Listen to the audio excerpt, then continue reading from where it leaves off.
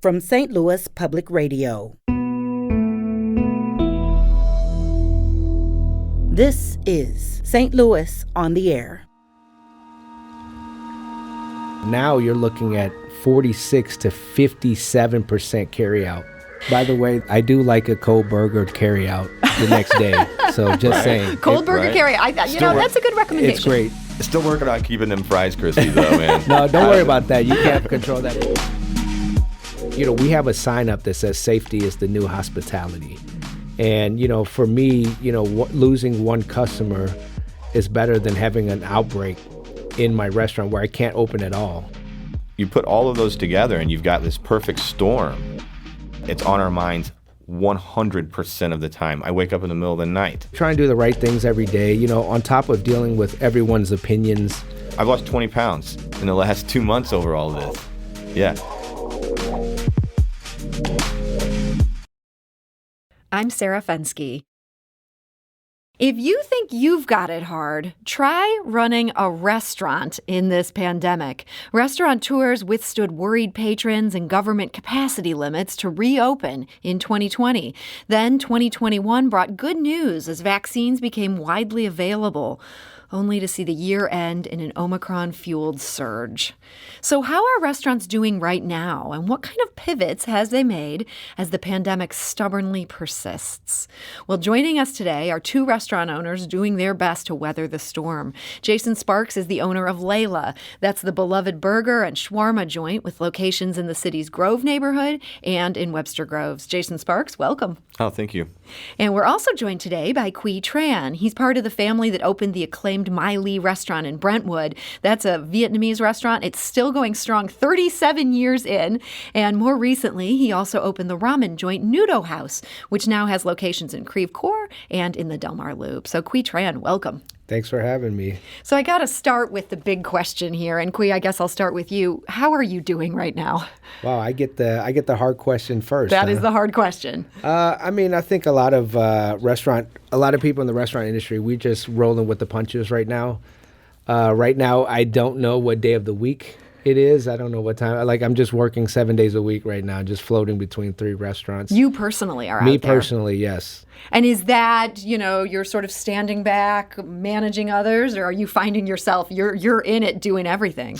Well, I've never been the type to stand back, and my staff, one of my partners, Marianne, she goes, yeah, somebody said you need an assistant, and she goes, he could never have an assistant because he still just does it himself. Yeah. So, I'm very hands-on. I find it's different for everybody, but for me and my organization, I kind of like to lead by example, and that's kind of been the best approach to kind of keep the synergy going.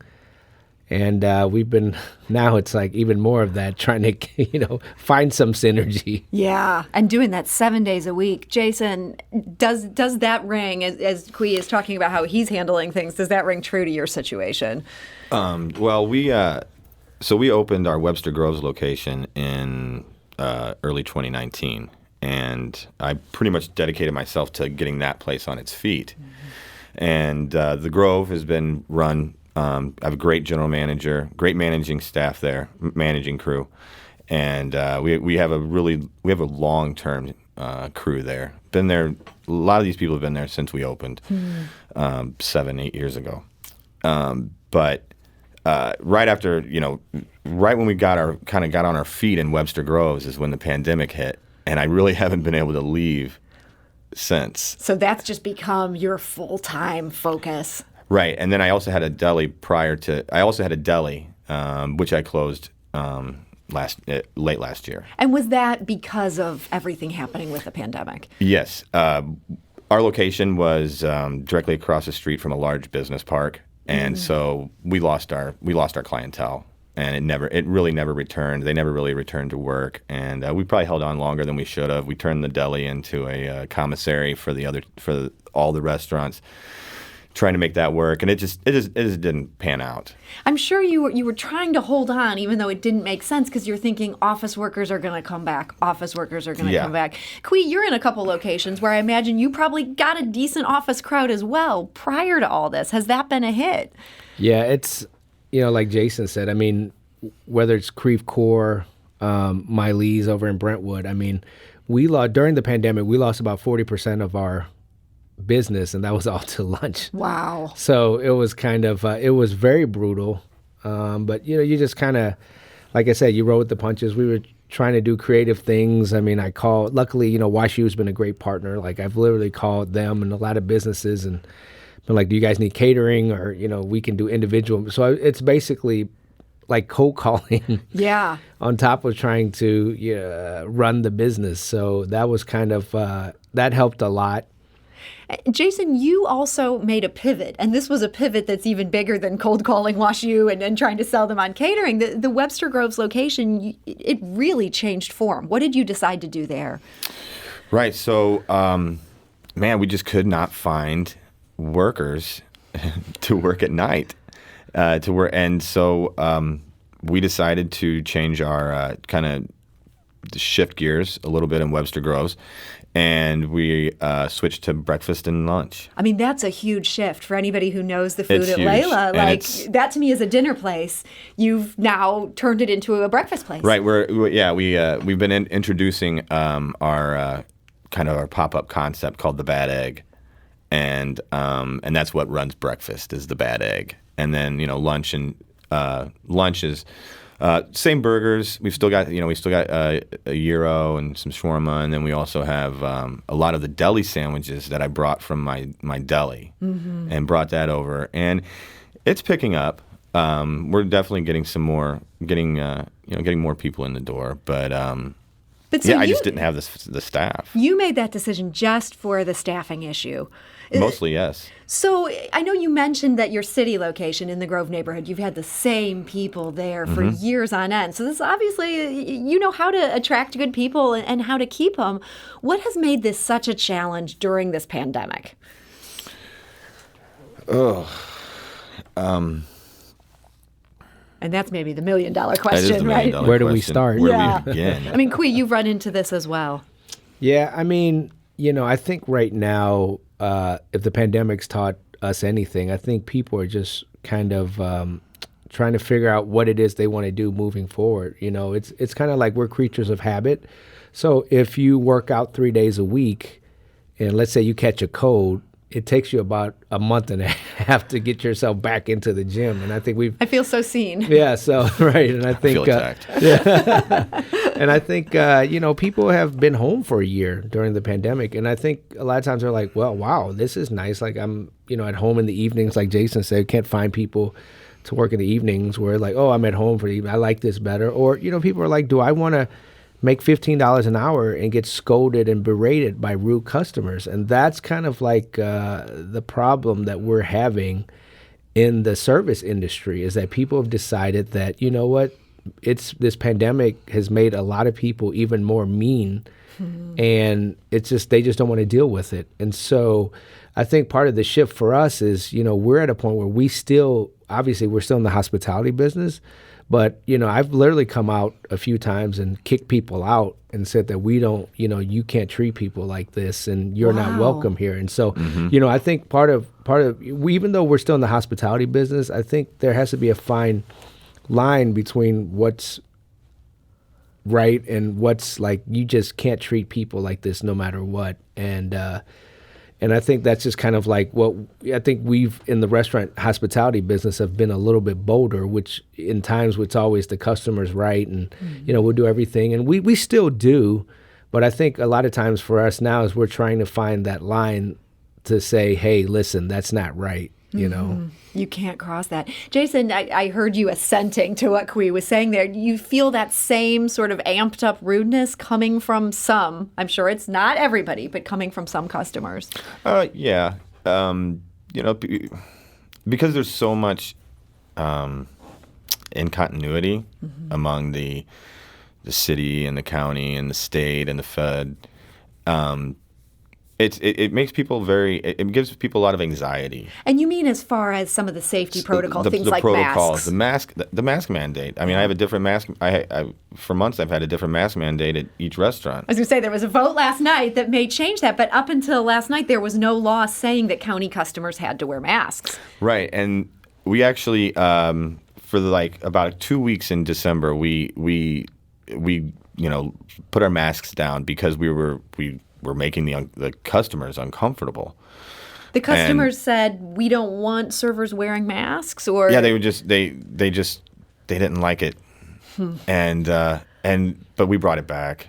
It was just too much. It was just too risky. Yeah. And yeah. It's interesting you say that. So this was happening in the county because the city has had that mask mandate the whole time. Mm-hmm. Do you find city customers are more, they accept the mask? This is not a flashpoint the way it was in the county. Yes. It's definitely more acceptable.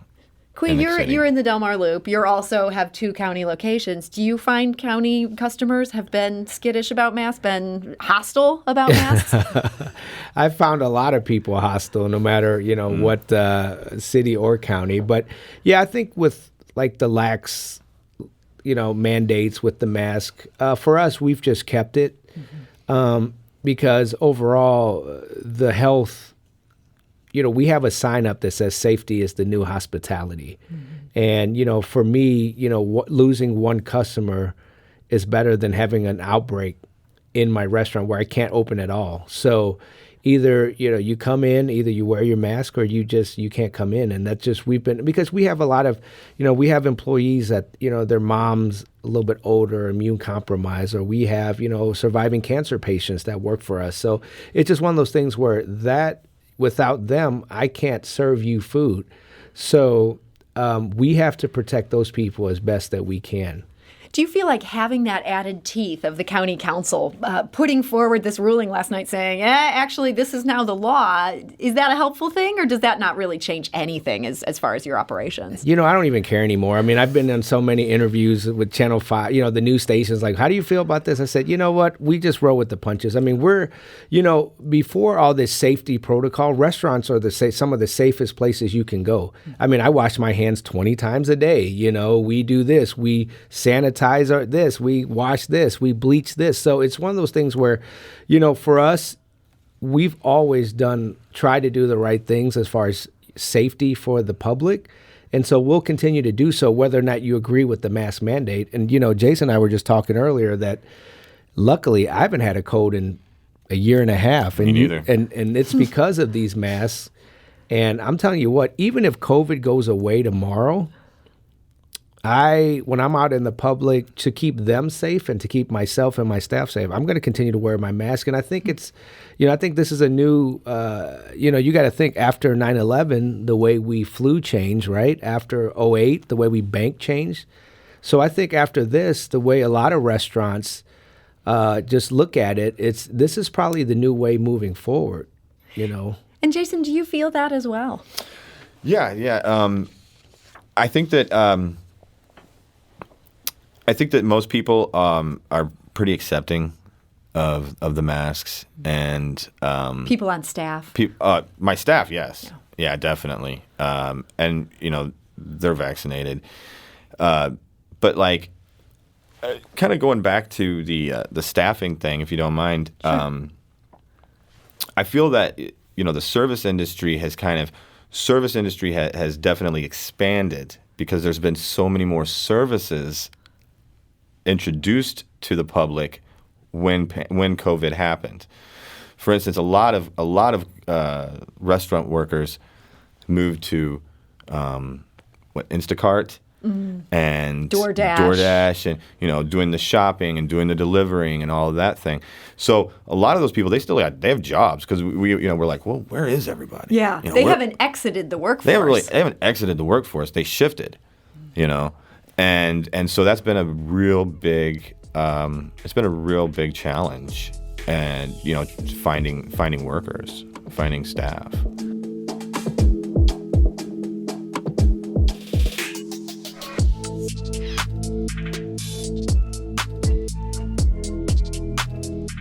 We're talking today to 2 local restaurateurs. That's Jason Sparks of Layla, which has locations in Webster Groves and in the city's Grove neighborhood, as well as Tran of Nudo House, 2 Nudo houses, one in Creve Coeur and one in the Del Mar Loop, and then My Lee Classic there in Brentwood. We do need to take a quick break, but we'll be back shortly to continue this conversation. This is St. Louis on the Air on St. Louis Public Radio.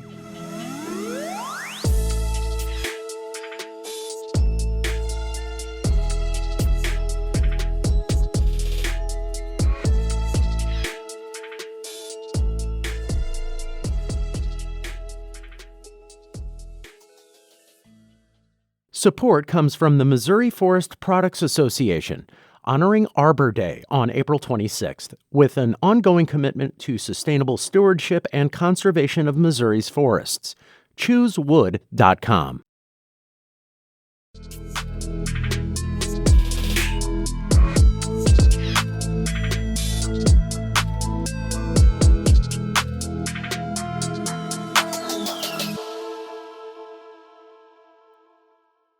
And now back to our conversation. We're talking to Jason Sparks. He's the owner of Layla, which offers burgers and shawarma in the Grove neighborhood, as well as in Webster Groves. In Webster Groves, you can also visit Layla and the Bad Egg, and you can get breakfast there and lunch there, as they've sort of shifted focus during this pandemic. We're also joined by Tran, who's a jack of all trades at Miley and Brentwood and Nudo House and Creve Coeur and the Delmar Loop. He founded 2 of those restaurants, and his family founded Miley back 37 years ago. A classic St. Louis restaurant. You guys are dealing with so much right now. It's been almost staggering thinking about all the issues you're dealing with. And we have to add Omicron to this. As we know now, this thing just spread so fast. Restaurant staffing was already a problem. Is this having a factor as you try to keep staffed up for all these other reasons that you've been dealing with? Well, one of the things is, fortunately, all 3 restaurants, we've been fully vaccinated since April. And most of my staff have already gotten their booster shots. So, and has this been by mandate, or people just did this? I pretty much mandated it. But the staff was, if you want to work in a restaurant, you got to have your hepatitis shots anyway. So what difference does it make? Mm-hmm. It's there to protect the public, and so they were all for it. Like, they were happy. Like, we made an event of it. We closed the restaurant for a few days so everybody can get vaccinated. And they were very happy. And yeah, we've had a few, I can't sit here and, I wish I was fortunate enough to say none of us have gotten it, but, luckily we've had staff that have gotten it, and they've been like, it's very mild because they've had the vaccine. So that's just something that's the only way we can protect ourselves. I can't control all the other stuff, but that's one way I can at least control safety for my staff and the public. Jason, has that been the same for you, that Omicron hasn't led to severe staffing shortages at this point? Not yet. I hear the caution in your voice. Exactly. Knock on wood. Not yet. We haven't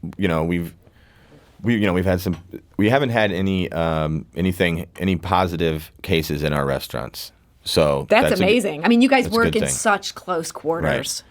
Oh, actually, we did have one. Okay. So, but one. Yes, we got one. Feels a bit like a miracle. And that actually, it was recent, and we decided to close for a couple of days. Okay. So, but yeah, it's the Omicron is definitely changing the game, I think, right now for us, because a lot of people are afraid to go back out to eat again. Mm-hmm. And I've already started seeing a dip and in revenue. Did you see that even before the New Year? It felt like health officials were saying maybe in that week leading up to New Year's Eve, don't go out for New Year's Eve, stay home. Did you start to feel it right away?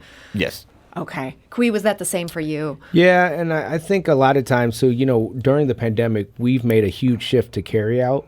Back then, on my busiest, let's say for Miley's, for example, right? Let's say that our busiest takeout day was Sunday. And on its busiest, it's like maybe 20 or 22% of the entire, ring at the register. Now, normally, I'm glad we made the pivot, but now you're looking at 46 to 57% carry out. Mm-hmm. That high. It's that high. And I think it's, like I said, you talk about the way things have changed, like we talked about 9/11, we talk about the way we bank. But now, even if this thing goes away tomorrow, I think people now are just used to the liking to eat at home. It is such a nice, lazy thing that maybe we weren't fully aware of before. Can you make it work as well if, say, that is a permanent shift within the restaurant industry? Does your bottom line still pencil out? It's very difficult because every restaurant is different. Every type of food is different. Certain things carry out better than other things. So it's just one of those things where, I can't speak for everyone. I hope that other restaurants don't get hurt as much by this, because I mean, I feel for everybody in this industry. It's, with what I've been through, and I know that people have been through worse. I mean, I'm still here, fortunately, but a lot of people aren't, and that's heartbreaking. Jason, I find myself thinking about you as Kui says that. I feel like a curry can reheat so well at home. I don't always feel that way about a burger. Have you been able to sort of maximize that carry-out business? Yeah, I mean, we do a lot of carry out now. It went from being 10% of our revenue to literally 100% at one point, and then now it's 50-50, and but there's costs involved there.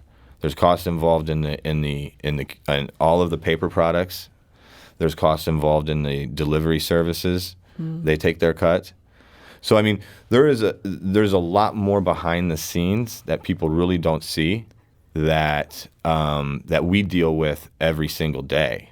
When you talk about the delivery services taking a cut, is there a substantive difference for you between somebody who calls in a takeout order and picks it up themselves versus somebody who's using one of these national services like DoorDash? Yes, they on average take about 20%.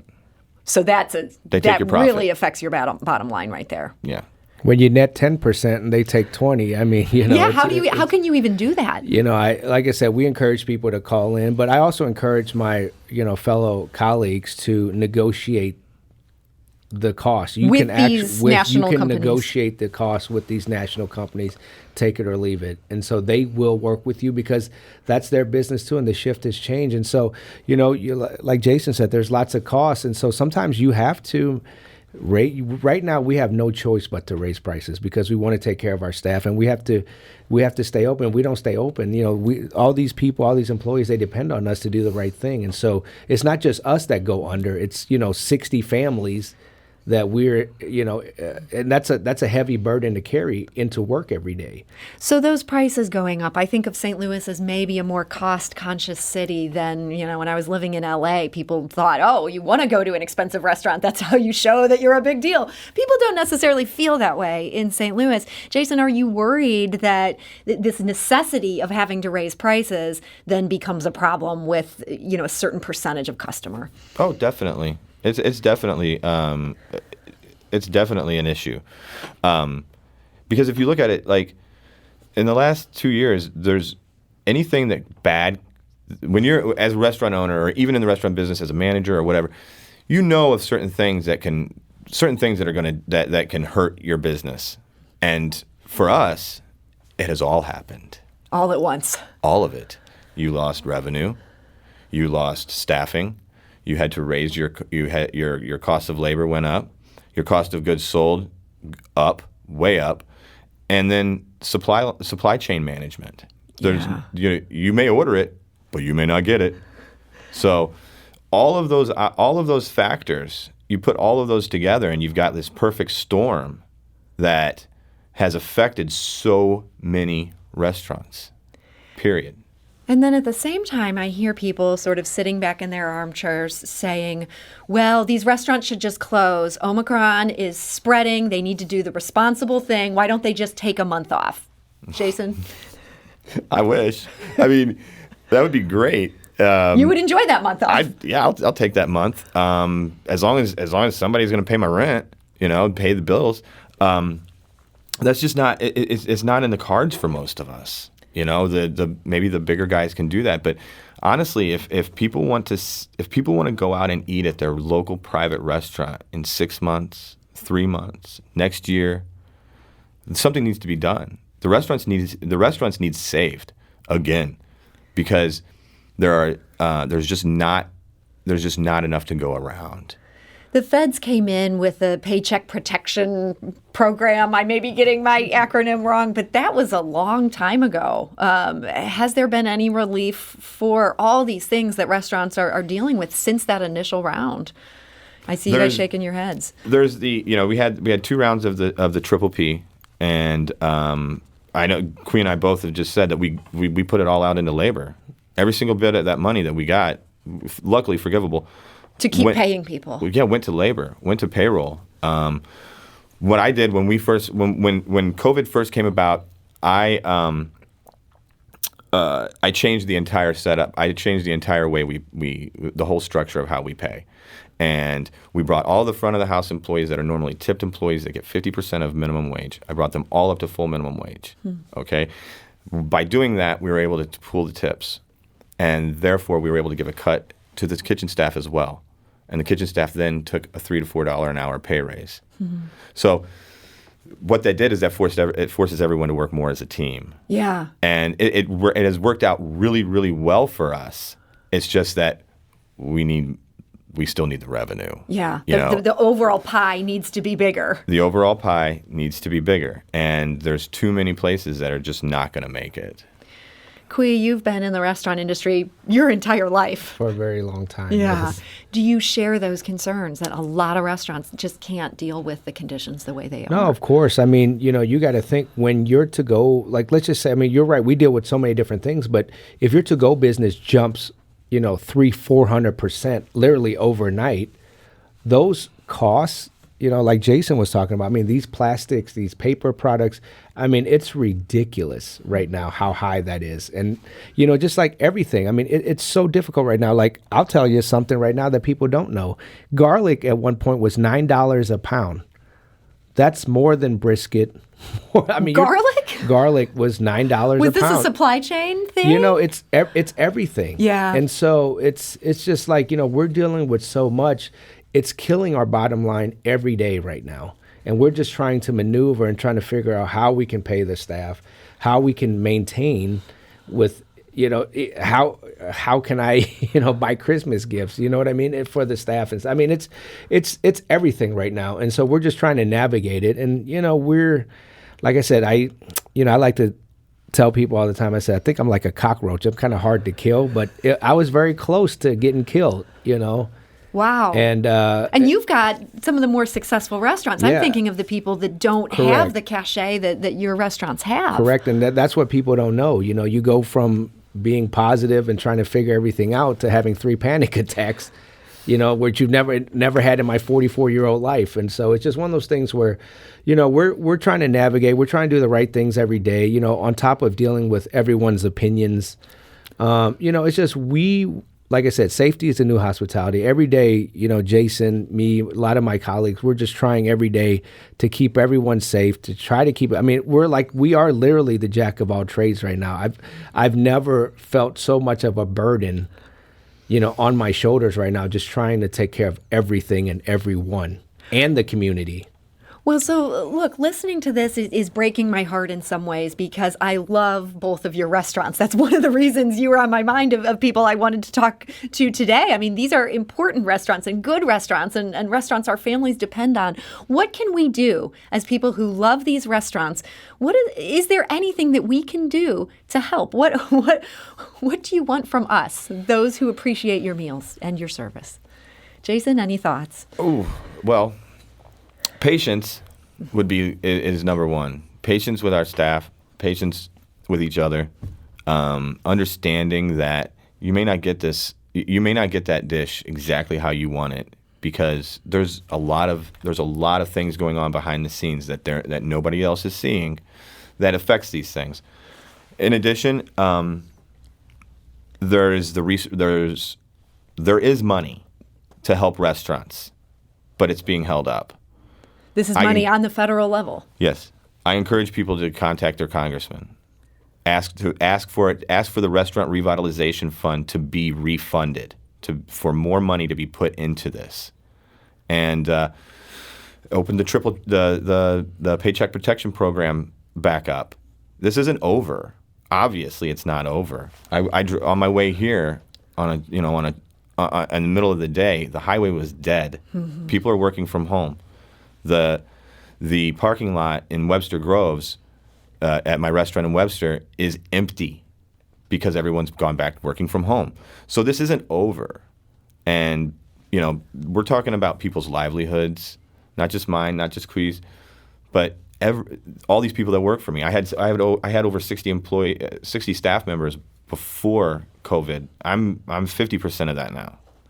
But that's still 30 people. They rely on that. That's still 30 people. I've lost 20 pounds in the last 2 months over all this. Yeah. So, I mean, if anybody thinks that people aren't worrying about it, Kui and I are the ones we're worrying the most. And it's on our minds 100% of the time. I wake up in the middle of the night, just panic. What am I going to do tomorrow? How's it going to work out tomorrow? So there's a lot going on. There's a lot that people do not see that they just, and yeah. Kui, Jason said that so eloquently. I'd love for you to share your thoughts on that same question. It's a tough question because, Jason's right. You need to contact your congressman to help reopen this restaurant revitalization fund. Other restaurant assistance is key. Because we're the industry that never gets bailed out. We're the industry that never gets help. But this is the first time that we've ever seen that they've actually attempted, where we employ 20% of the country, if not more. And so it's just one of those things where that's something that needs to happen. And it's hard for me because I never like to ask people to do more, because the people that, I've been very fortunate, and the community has come together, that people that they have done, their part. And so to add on to what Jason says is call your congressman, tell them to fund these projects. And, for all the people, go support your local business, and patience is key. Because a lot of times it's hard, and a lot of times I've had people say, "Hey, I've waited 40 minutes for this," and we've said, "Listen, I apologize about that. Let me give you something. Let me help you with something." And for the most part, people have been pretty much understanding, and they don't want anything from us because they know how hard it is. But just be patient. We're trying our best every day, and if there is a problem, just let us know, and we will work something out with you instead of coming in and screaming at us and telling what type of lowlifes we are. Just come, show love to your local businesses, all of them. I think that is the perfect note to end on. Show love to your local businesses. Kui Tran, thank you so much for joining us today. Thanks for having us. Kui is the owner of Nudo House, which has 2 locations, Creve Coeur and the Del Mar Loop, as well as My Lee in Brentwood. And Jason Sparks, thank you so much. Thank you so much for giving us the voice. And Jason is the owner of Layla, which has locations in the Grove and in Webster Groves. That's Layla and the Bad Egg. By the way, I do like a cold burger to carry out the next day. So just saying. Cold burger carry. I thought, that's a good recommendation. It's great. Still working on keeping them fries crispy, though, man. No, don't worry about that. You can't control that. But hey, the falafel fries, they work. There you go. Don't worry about the cold fries. I eat those too.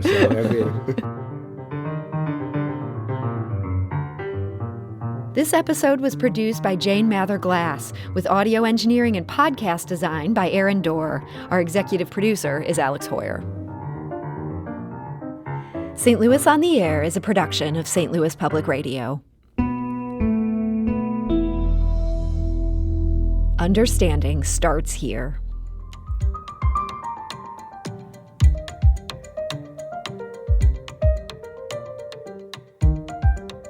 Do you find yourself regularly listening to episodes of St. Louis on the Air?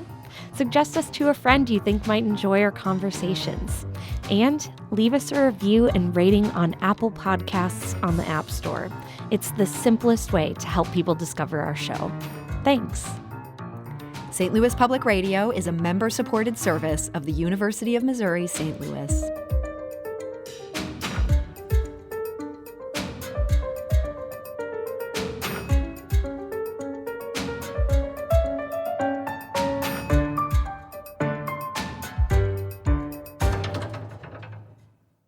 Support comes from the Missouri Forest Products Association, honoring Arbor Day on April 26th, with an ongoing commitment to sustainable stewardship and conservation of Missouri's forests. ChooseWood.com.